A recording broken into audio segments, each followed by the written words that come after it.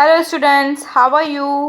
Now today we are going to solve some important MCQs for NEET, AIIMS and other competitive exams. आज हम NEET, AIIMS और अन्य competitive exam से related biology के कुछ important MCQ solve करेंगे। ये मेरा पार्ट 6 है।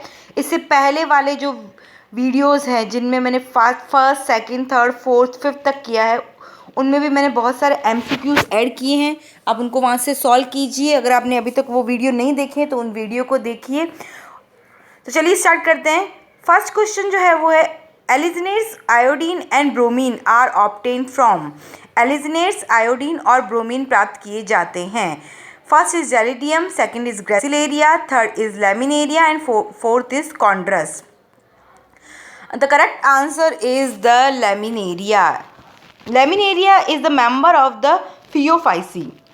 Laminaria Phaeophyceae, it means brown algae का मेंबर है और इसी से हमें आयोडीन, ब्रोमीन और एलिजिनेट्स जो होते हैं वो प्राप्त होते हैं। जेलिडियम एंड ग्रेसिलेरिया जो होती है, it is the member of red algae और रोडोफाइसी के सदस्य है जेलिडियम और ग्रेसिलेरिया। एंड द एगार एगार is obtain from the gelidium and gracilaria. एगार एगार जो कि टिश्यू कल्चर में, उत्तक संवर्धन में यूज़ में लिया जाने वाला मटीरियल होता है जो कि जेली लाइक होता है, it is obtain from the gelidium and gracilaria. And custard powder जो होता है, it is obtain from the crispus chondrus, it is also algae. तो इस क्वेश्चन का करेक्ट आंसर जो होगा वो लेमिनेरिया, जो जिससे हमें क्या मिलता है, आयोडीन, ब्रोमीन एंड एलिजिनेट्स। तो आयोडीन जो है उसको यूज़ में लिया जाता है मेनली गॉइटर डिजीज़ जो है उसके ट्रीटमेंट जो है वहाँ पर इसको यूज़ में लिया जाता है। The next question is the heart beat increases at the time of interview due to. साक्षात्कार के समय किस हार्मोन के स्त्रवण के कारण हृदय स्पंदन की गति बढ़ जाती है। The first is the corticotropic hormone, second is the hyper secretion of renin, renin का अति स्त्रवण, third is adrenaline, secretion of adrenaline hormone and fourth is anti diuretic hormone.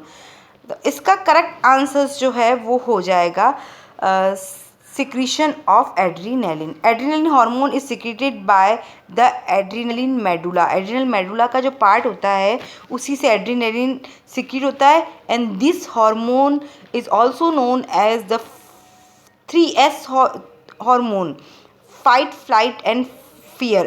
3F and 4S hormone and emergency hormone, life saving hormone, ये सारे नाम इसी के, do and die hormone. तो ये हमें क्या करता है, इमरजेंसी कंडीशंस जो भी होती है वहाँ पर हम लोगों को ये हार्मोन जो होता है इसका सिक्रीशन बढ़ जाता है और जिसके कारण हमारी हार्ट बीट जो होती है वो भी बढ़ जाती है।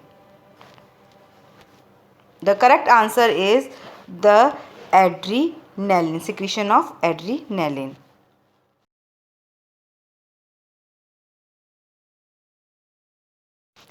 The next question is the structure associated with cilia and flagella is। पक्षमाप और कशाभिका से संबंधित संरचना है। First is desmosome, second is phagosome, third is kinetoplast या बेसल ग्रैन्यूल और basal bodies and fourth is centromere. The correct answer is the fourth, centromere. जो पक्षमाप और कशाभिका, cilia and flagella is the locomotory organ present in a lower categories organism। सीलिया और flagella क्या होते हैं कि जो निम्न श्रेणी के जीव होते हैं उनके चलन अंग होते हैं, उनके द्वारा उनमें मूवमेंट होता है। तो इनका जो फॉर्मेशन होता है या इनसे स्ट्रक्चर से रिलेटेड कौन से स्ट्रक्चर जो इनसे एसोसिएटेड है, तो इसका करेक्ट आंसर जो हो जाएगा वो हो जाएगा centromere. The next question is how many water molecule are required as the substrate to evolve 2 molecule of O2। O2 के 2 अणु को मुक्त करने के लिए कितने जल के अणु की क्रियाधर के रूप में ज़रूरत होती है। तो this question is related from the photosynthesis chapter. O2 के अणु जो होते हैं इन लाइट रिएक्शन जब भी होगी फोटोसिंथेसिस की, उस वक्त क्या होगा, during photophosphorylation, non cyclic photophosphorylation जब होगा तो क्या होगा, वाटर का मॉलिक्यूल जो होगा ब्रेक डाउन होगा एंड ऑक्सीजन का फॉर्मेशन होगा। तो वाटर मॉलिक्यूल जो होगा, one water molecule break down and to form half oxygen molecule. Water का एक अणु हाफ O2 बनाएगा। तो यहाँ क्वेश्चन क्या है कि O2 के 2 मॉलिक्यूल्स बनने के लिए कितने वाटर के मॉलिक्यूल्स रिक्वायर्ड होंगे। जब 1 मॉलिक्यूल वाटर का ब्रेक डाउन हो रहा है तो हाफ बनाएगा। तो अगर 2 मॉलिक्यूल्स होंगे तो 1 ऑक्सीजन बनेगा, देन 4 मॉलिक्यूल होंगे तो 2 मॉलिक्यूल जो होंगे ऑक्सीजन के बनेंगे। तो इसका करेक्ट आंसर जो हो जाएगा option first, the 4 molecules are required to formation of 2 molecule of oxygen. Is which of the following is not belong to sac fungi? निम्न में से कौन सा सैकथेलिय फंजाई से संबंधित नहीं है? The sac fungi is the member of the fungi class fungi जो है उसकी है। sac fungi कौन सा इसके अंदर नहीं है? तो इसका करेक्ट आंसर जो हो जाएगा वो हो जाएगा ऑप्शन सेकंड, एगेरिकस। एगेरिकस जो है it is the member of the basidiomycetes. ये किसका मेंबर है? बेसिडियोमाइसिटीज का मेंबर है। The next question is the parenchyma intercellular spaces in parenchyma are. Parenchyma में अंतराकोशिकीय अवकाश होते हैं। First is schizogenous in origin यानी वियुक्ति जात schizogenous, second is lysogenous in origin यानी लय जात, देन थर्ड इज सुबेरिन युक्त and fourth is by the separation of lignin and pectin, lignin और पैक्टिन के पृथक्करण द्वारा। इसका जो करेक्ट आंसर जो हो जाएगा वो हो जाएगा ऑप्शन फर्स्ट, वियुक्ति जात सीजोजीनस। पैरेन्काइमा सेल्स जो होती है उनके बीच में इंटरसेलुलर स्पेसेस प्रेजेंट होते हैं। ये सिर्फ सेल्स होती है और इनके बीच में यहाँ पे क्या होते हैं, इंटरसेलुलर स्पेसेस होते हैं। अब इन स्पेसेस का फॉर्मेशन कैसे होता है कि ये एक सेल है और ये दूसरी सेल है, तो इनकी सेल वॉल जो होती है उनका जो मटेरियल होता है कभी कभी डिज़ोल्व हो जाता है, तो यहाँ पे स्पेस बन जाता है। नेचुरली ये मटेरियल जब इस होगा तो यहाँ पे क्या बीच में क्या बन जाएगा, इनमें स्पेस बन जाएगा। और ये जो स्पेस बनेगा बीच में सेंटर में, ये कभी कभी क्या हो जाता है कि थोड़ा सा लार्ज हो जाता है साइज में। It is called schizogenous spaces और cavities.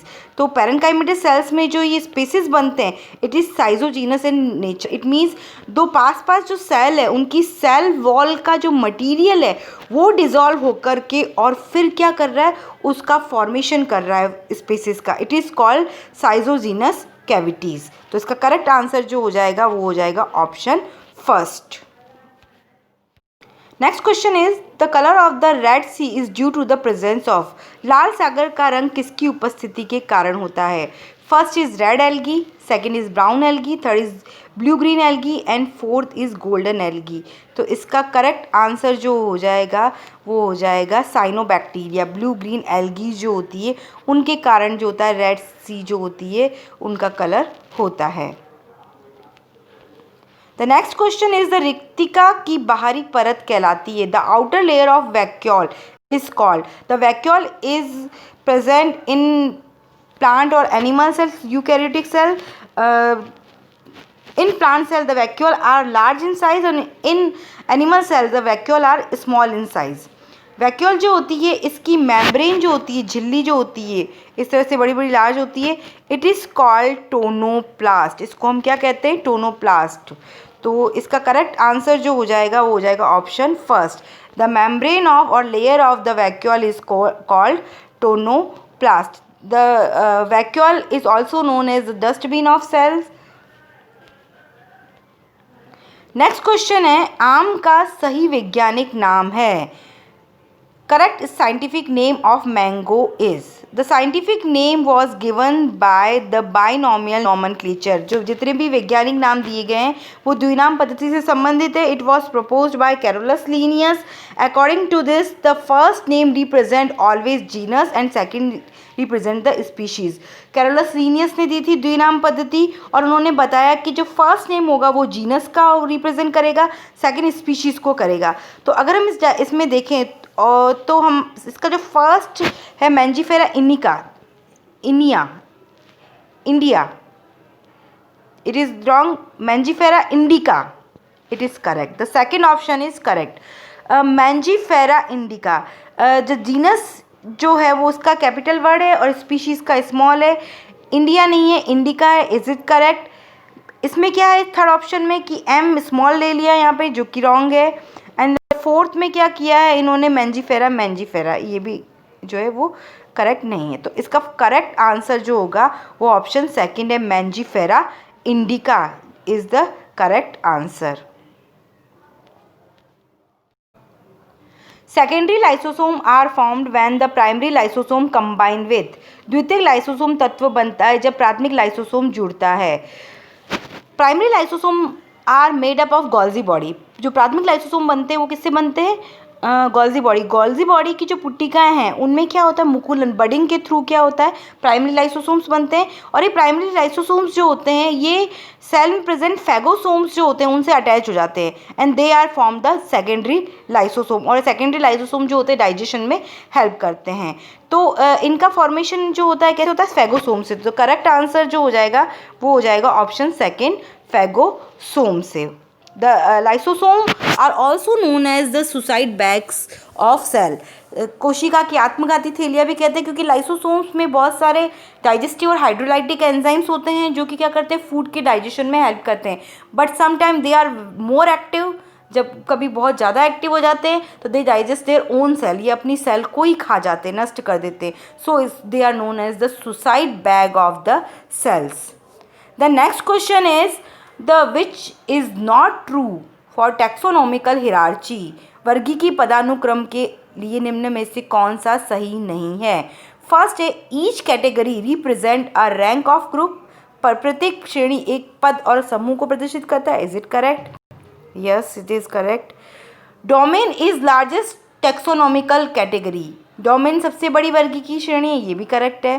Family is larger than order. कुल गण से बड़ा होता है। It is wrong. फैमिली जो होगी वो ऑर्डर से बड़ी नहीं होगी। पहले ऑर्डर आता है देन उसके बाद में फैमिली आती है। सबसे पहले किंगडम आता है देन उसके बाद में फाइलम और डिवीज़न। एनिमल्स के लिए फाइलम और प्लांट्स के लिए डिवीज़न आता है। देन उसके बाद में आता है और ऑर्डर।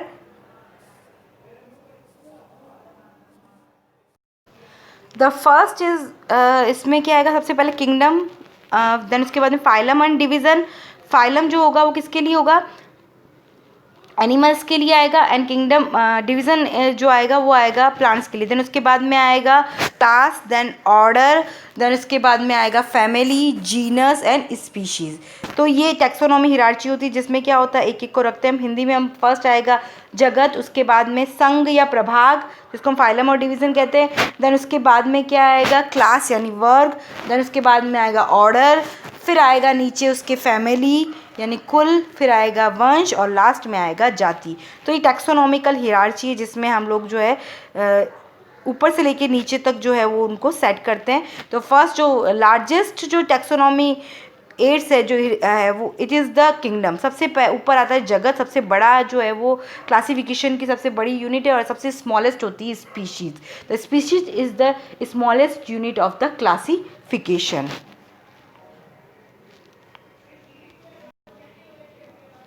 नेक्स्ट क्वेश्चन जो है आपको दे रखा है, कॉलम फर्स्ट और सेकंड जो है आपको दे रखे, इनमें से आपको उन्हें उचित सुमेलित कर सही उत्तर देना है। ठीक है ना। Column first contain some terms and column second contain their meanings. Match them properly and choose the right answer. तो first is the glycogenesis. Glycogenesis, what is glycogenesis? The conversion of glucose to glycogen, conversion of glucose to glycogen is called glycogenesis. Glycosuria excretion of glucose in urine is glycosuria. Glyconeogenesis, the conversion of non-carbohydrate source of glucose. Non-carbohydrate means fat हो सकता है, amino acids हो सकते हैं, and glycogenolysis conversion of glycogen into glucose. यानी अगर हम देखें यहाँ पर हमने मैच किया है तो ग्लाइकोजेनेसिस जो होता है वो क्या होता है, ग्लूकोज का ग्लाइकोजन में बदलना. ग्लाइकोसूरिया क्या होगा, मूत्र से ग्लूकोज का उत्सर्जन. ग्लाइकोनियोजेनेसिस नॉन कार्बोहाइड्रेट स्रोत से ग्लूकोज का बनना यानी फैट और एमिनो एसिड से, और ग्लाइकोजिनोलाइसिस ग्लाइकोजन का ग्लूकोज में बदलना. तो इसका करेक्ट आंसर जो हो जाएगा ऑप्शन सेकंड. ए का सेकंड, बी का थर्ड, सी का फोर्थ एंड डी का वन. तो करेक्ट आंसर जो हो जाएगा वो हो जाएगा option second. The next question is the find the correct match pair from the following column. आप लोगों को एक कॉलम दे रखा है, उसमें डायग्राम दे रखे हैं एक तरफ और दूसरी तरफ कॉलम सेकंड में उसका टाइप लिख रखा है. तो आपको उसमें से करेक्ट मैच करना है. फर्स्ट डायग्राम जो आपको दिख रहा है, एक्चुअल में this diagram show the placentation in flower के अंदर प्लासेंटेशन को शो कर रहा है ये ओवरी में. तो first is the free central, diagram दे रखा है फ्री सेंट्रल. सेकंड आपको दे रखा है एक्साइल, थर्ड है पैराइटल एंड फोर्थ जो है बेसल. फर्स्ट है मुक्त केंद्री, सेकंड है अक्षीय, थर्ड आपको दे रखा है भित्तीय एंड फोर्थ है आधारीय. तो इसका करेक्ट आंसर जो हो जाएगा, जो कौन सा सही है हमें करेक्ट बताना, तो इसका सही आंसर क्या हो जाएगा, ऑप्शन थर्ड भित्तीय. इट मीन्स ये वाला सही. देखो ये मुक्त केंद्री नहीं, बिकॉज ये वाला है मुक्त केंद्री जो दे रखा है सेकेंड आपको, ये मुक्त केंद्री है. अक्षीय ये वाला है और आधारीय इसके अंदर शो नहीं. आधार बेसल जो होता है इस तरह से बेसल से अटैच होता है, ठीक है. तो इसका जो करेक्ट आंसर जो हो जाएगा ऑप्शन जो हो जाएगा वो third. The parietal is the correct answer. This is the marginal. ये वाला जो है वो कैसा है, मार्जिनल है, इट मीन्स सीमांत है. तो इसका करेक्ट आंसर जो हो जाएगा ऑप्शन थर्ड जो है वो करेक्ट आंसर है इसका, पैराइटल. फर्स्ट फ्री सेंट्रल नहीं है, फ्री सेंट्रल ये वाला है, ये वाला एक्साइल है and this is the marginal. Consider the following characteristics occurrence of true roots, stems and leaves.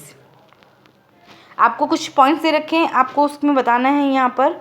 Second क्या देखा, heterosporous nature, independent free living gametophytes, presence of archegonia, presence of vascular tissues and formation of seed. How many of the above are similar between pteridophytes and gymnosperm. वास्तविक जड़ और तना पत्ती का पाया जाना, विषम बीजाणु प्रकृति, स्वतंत्र मुक्तजीवी युग्मक उद्भिद, स्त्रीदानी की उपस्थिति, सवन उत्तक की उपस्थिति, बीज का निर्माण. अब ये सारे जो कैरेक्टर, इनमें से कौन से टेरिडोफाइटा और जिम्नोस्पर्म जो उनमें सिमिलर है, तो इसका करेक्ट आंसर हो जाएगा ऑप्शन फोर. यानी 4 कैरेक्टरिस्टिक्स ऐसे हैं जो कि जिम्नोस्पर्म और टेरिडोफाइटा में बिल्कुल सेम हैं. Appearance of facial hairs in a woman may be due to the effect of. किसी महिला के चेहरे पर बाल किसके प्रभाव के कारण दिखते हैं. फर्स्ट है टेम्परेचर, सेकंड है अल्ट्रावायलेट रे यानी पराबैंगनी किरणें, थर्ड है पॉल्यूशन प्रदूषण और फोर्थ है हार्मोन्स. तो इसका करेक्ट आंसर जो हो जाएगा वो होगा हार्मोन्स. हार्मोनल डिसऑर्डर्स जो हो जाते हैं फीमेल्स और मेल्स में, तो उनमें कैरेक्टरिस्टिक्स जो होते हैं वो दिखाई देते हैं. Sex hormones, testosterone, progesterone and oestrogen, इनके डिसऑर्डर से या डिसरेगुलेशन सिक्रीशन से क्या हो जाता है, जो मेल और फीमेल जो उनमें कैरेक्टरिस्टिक्स जो होते हैं वो चेंज हो जाते हैं. तो कभी कभी इस तरह से कैरेक्टर हमको देखने को मिलते हैं. तो किसी फीमेल के फेस पे जो हेयर्स दिख रहे हैं, बाल दिख रहे हैं, तो ये किसके कारण दिखते हैं हमें, हार्मोन्स के कारण. The next question is the number of the mitotic division required to produce 256 cells from a single cell is. एक एकल कोशिका से 256 सेल्स जो है उत्पन्न करने के लिए कितने समसूत्री विभाजनों की आवश्यकता होती है. तो एक सेल से जो है कितनी सेल्स बनती है, 2. 2n से बनती है, 2n2 बनती है. तो इस तरह से टोटल अगर हम देखें तो कितने डिवीज़न होंगे, ये 1 डिवीज़न हो गया. इस तरह से आप उसको काउंट करना कितने डिवीज़न होंगे कि 256 सेल्स बनेगी. तो इसका करेक्ट आंसर हो जाएगा ऑप्शन 8. टोटल 8 डिवीज़न होंगे मियोटिक, तब जाकर के 256 सेल्स जो होंगी उनका फॉर्मेशन होगा। तो इसका करेक्ट आंसर हो जाएगा 8 डिवीज़न जो होंगे वो रिक्वायर्ड होंगे 256 सेल्स बनने के लिए। और कौन सा डिवीज़न होगा? Mitotic division. Which of the following is not a hormone? इनमें से कौन सा हार्मोन नहीं है? फर्स्ट इज सोमेटोट्रोपिन, ये तो है hormone. Then second is renin, third is vitamin D and fourth is FSH. Renin is a enzyme and secreted by the stomach. Renin एक एंजाइम है जो कि आमाशय से स्रावित होता है, जो कि बच्चों में पाया जाता है, और ये मिल्क प्रोटीन केसीन जो होता है उसको डाइजेस्ट करने में हेल्प करता है। तो इसका करेक्ट आंसर हो जाएगा renin is not a hormone, renin is a enzyme. Concentration of carbonic acid does not increase in blood to the presence of. किसकी उपस्थिति के कारण रक्त में कार्बोनिक अम्ल की सांद्रता में वृद्धि नहीं होती? First is sodium ion, second is potassium ion, second is calcium ion and fourth is magnesium ion. The correct answer is the sodium ion. Sodium ion जो होगा अगर वो ब्लड में होगा तो जो ऑर्गेनिक कार्बोनिक अम्ल है उसकी सांद्रता जो होगी बॉडी के अंदर नहीं बनेगी।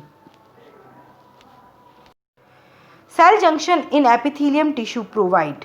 उपकला ऊतक में कोशिका संधि का कार्य करता है, यानी कि जो हमारा एपिथेलियम टिश्यू है वो क्या फंक्शन करता है? फर्स्ट इज स्ट्रक्चरल सपोर्ट, सहारा देता है। सेकंड इज फंक्शनल लिंक्ड, यानी कार्यात्मक सहारा प्रदान करता है। थर्ड इज दे रखा है आपको first and second both, and fourth is no support. तो correct answer is the third, first and second दोनों ही काम करता है, स्ट्रक्चरल सपोर्ट भी करता है और फंक्शनल सपोर्ट भी करता है।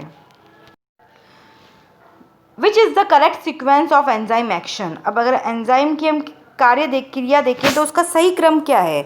तो अगर हम इन ऑप्शंस को देखें तो इसका करेक्ट आंसर जो हो जाएगा वो हो जाएगा ऑप्शन थर्ड। एंजाइम जो होंगे सबसे पहले सबस्ट्रेट से रिएक्शन करेंगे क्रियाधर से, देन ईएस कॉम्प्लेक्स बनाएंगे। ईएस इज क्या होगा? It is the mediate complex and it is temporary होगा। इट मीन्स ये जो होगा परमानेंट नहीं होगा। Then it early convert into EP, यानी एंजाइम और प्रोडक्ट में कन्वर्ट हो जाएगा, और लास्ट में प्रोडक्ट अलग हो जाएगा और एंजाइम अलग हो जाएगा। तो ये सीक्वेंस जो है वो शो कर रही है एंजाइम जो है किसी भी रिएक्शन में किस तरह से मैकेनिज्म जो होती है एंजाइम की होती है। तो इसमें से ऑप्शन थर्ड जो है वो करेक्ट आंसर है। Which column first and column second and select the correct option from the course given below. आपको दे रखा है, ये कॉलम्स दे रखे हैं दो, और उसमें से आपको आइडेंटिफाई करना है कि कौन सा किसके सही है, मैच करना है इसको। सबसे फर्स्ट जो दे रखा है सैडल जॉइंट। सैडल जॉइंट किससे है रिलेटेड? तो अगर हम देखें तो सैडल जॉइंट जो होता है वो कहाँ पर होता है? वो कार्पस एंड मेटाकार्पस के बीच में होता है। देन अगर हम देखें सेकंड है ग्लाइडिंग जॉइंट। तो ग्लाइडिंग जॉइंट जो होता है ये होता है बिटवीन कार्पल्स के बीच में होता है। देन नेक्स्ट लिखा है हिंग जॉइंट। हिंग जॉइंट जो होता है ये होता है फैलेंजेस जॉइंट। फैलेंजेस जो होती है अंगुलियाँ होती हैं उनके बीच में होता है। And ellipsoid joint is present between the metacarpals joint. Metacarpal और फैलेंजेस के बीच में जो जॉइंट होता है it is the ellipsoid joint. तो करेक्ट आंसर जो हो जाएगा ऑप्शन थर्ड हो जाएगा इसका। तो सैडल जॉइंट कहाँ होगा? बी, इसका ऑप्शन बी है। कार्पो मेटाकार्पल जॉइंट होता है। ग्लाइडिंग जॉइंट जो होता है इसका आंसर हो जाएगा सी, बिटवीन कार्पल्स। थर्ड जो है आपको दे रखा हिंग जॉइंट। हिंग जॉइंट जो होता है वो किसका होता है? फैलेंजियल जॉइंट्स कहते हैं। एलिप्सॉइड जॉइंट जो होता है इसका आंसर हो जाएगा ए। तो इसका करेक्ट आंसर जो हो जाएगा ऑप्शन थर्ड। अब हिंदी मीडियम वाला भी देख लीजिए। स्तंभ फर्स्ट और स्तंभ सेकंड के साथ मिलान करें और नीचे दिए गए संकेतों के सही विकल्प का चयन करें। सबसे फर्स्ट दे रखा है काठी संधि। काठी संधि जो होती है इट इज़ प्रेजेंट, ये कहाँ प्रेजेंट होती है? तो ये प्रेजेंट होती है कार्पो मेटाकार्पल जॉइंट के बीच में होती है। सेकंड है विसर्पी संधि। तो विसर्पी संधि जो होती है कार्पल्स के मध्य होती है। देन उसके बाद में कब्जा संधि होती है, फैलेंजेस के बीच में होती है। और दीर्घवृत्त संधि जो होती है वो प्रेजेंट होती है मेटाकार्पो फैलेंजेस। तो आंसर जो इसका थर्ड जो होगा वो करेक्ट आंसर होगा।